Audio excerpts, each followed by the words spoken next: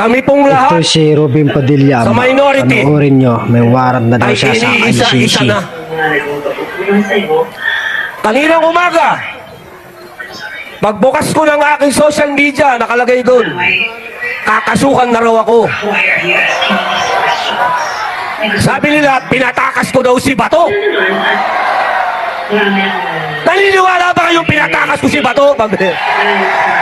Paano? Pilipinas to, tapos ang warrant of arrest galing dayuhan? Pambihira. Akala ko ba Hindi na malaya pala tayo tayo? Pilipinas. ICC, Netherlands na pala tayo. Pag ganito talaga. Wala na pala kwentang batas ng Pilipinas. Sabi pa ni Andres Bonifacio, huwag tayo pagpasuko sa mga dayuhan. Lumaban tayo sa mga dayuhan.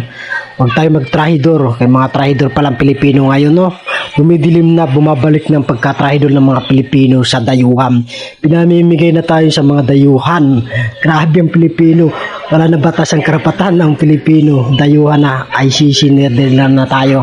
Sa pag kumuha kayo NBI sa Netherlands, ICC na kayo kumuha.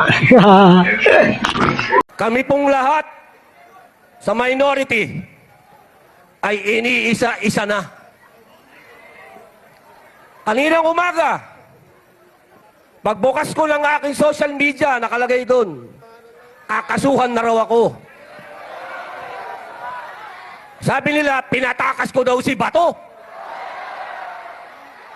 Naniniwala ba kayong pinatakas ko si Bato?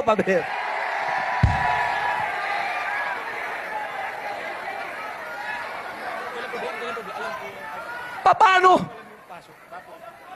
Pilipinas to, tapos ang warrant of arrest galing dayuhan? Pambihira. Akala ko ba malaya tayo? Tingnan nyo ha, may warrant daw sa ICC. Sabi nila, pero yung Pangulo natin, iniimbita si Putin sa Pilipinas. May warrant of arrest si Putin sa ICC? Ano, pwede na lang ikaso kay Presidente? Di ba ang gulo? Ang gulo nyo! Anong ibig na lang sabihin? Pag dumating dito si Vladimir Putin, isusurrender nyo rin? Pilipino lang ang kaya nyong isurrender! Ano ikakaso nyo sa akin? Obstruction of justice daw. Napanood nyo ba yung CCTV? Mukha bang tumakas si Bato? Pambira, naglalakad kami, sumakay kami ng kotse, lumabas kami, libo ang pulis, walang humuli sa amin. Paanong takas yun? Ang tawag doon, lokohan!